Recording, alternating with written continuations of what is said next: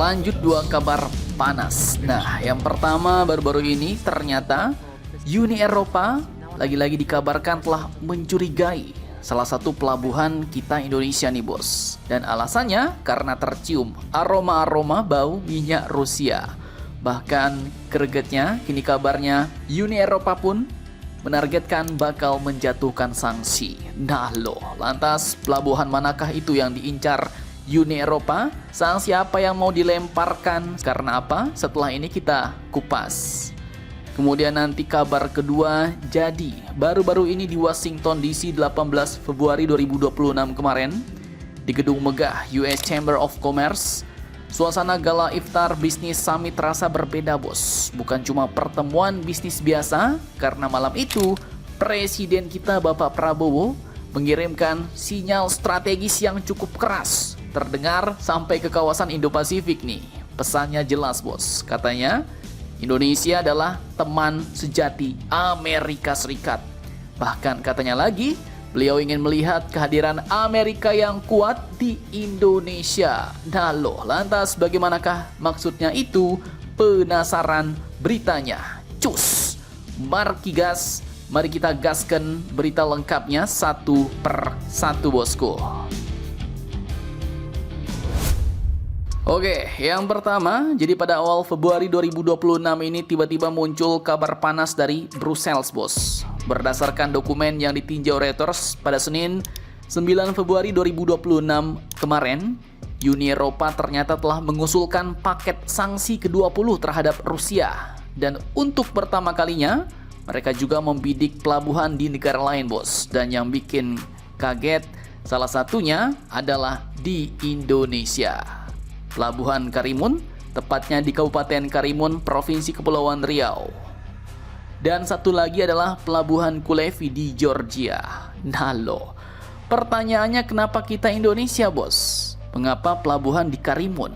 Nah, berdasarkan sumber-sumber berita ternyata Uni Eropa mencurigai pelabuhan ini telah menjadi titik transit atau penanganan minyak Rusia bos. Artinya ya mereka menduga ada aktivitas perdagangan atau pemindahan minyak Rusia yang melibatkan fasilitas tersebut di Karimun. Dan jika proposal ini disetujui, maka perusahaan dan individu di Uni Eropa akan dilarang untuk melakukan transaksi dengan pelabuhan tersebut. Nah, langkah ini pun disusun oleh European External Action Service bersama Komisi Eropa yang dipimpin oleh Ursula von der Leyen. Ini bagian dari respon lanjutan atas perang Rusia-Ukraina.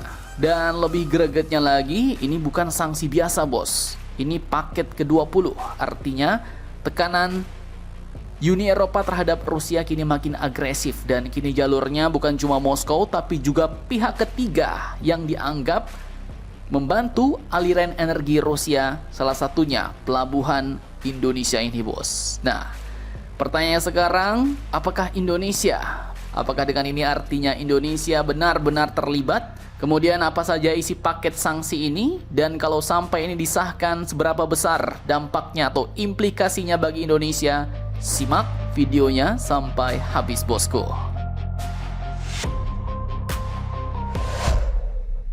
Oke, jadi paket sanksi 20 ini bukan cuma soal pelabuhan bos. Uni Eropa katanya juga mengusulkan larangan impor nikel batangan, biji besi, tembaga, atau scrap, metal termasuk aluminium. Kemudian juga larangan impor garam, amonia, silikon, hingga kulit bulu.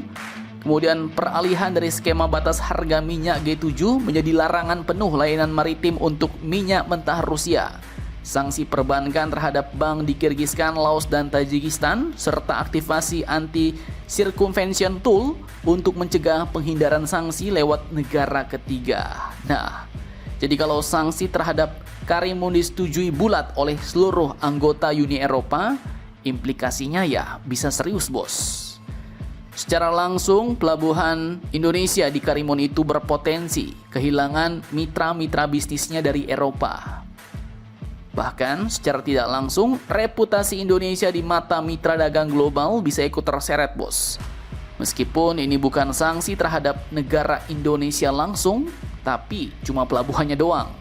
Nah, Namun, merespon hal ini, pihak PT Oil Terminal Karimun pun sudah angkat suara pada 26 Januari 2026 kemarin. Mereka menegaskan bahwa tuduhan tersebut tidak berdasar dan tidak akurat, serta mereka juga telah membantah memfasilitasi perdagangan minyak Rusia.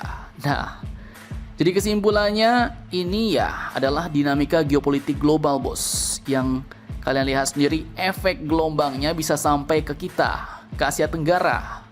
Dan negara kita Indonesia berada di posisi sensitif. Kita bukan pihak yang berkonflik, tapi juga berpotensi terdampak pada arus besar pertarungan energi global. Dan di dunia geopolitik, kadang bukan soal salah atau benar, tapi ini soal persepsi dan kepentingan, bos. Nah, kalau menurut kalian gimana nih? Ini murni penegakan sanksi dari Uni Eropa atau ada permainan geopolitik yang lebih besar di baliknya? Silahkan kalian cocor-bacor di kolom komentar.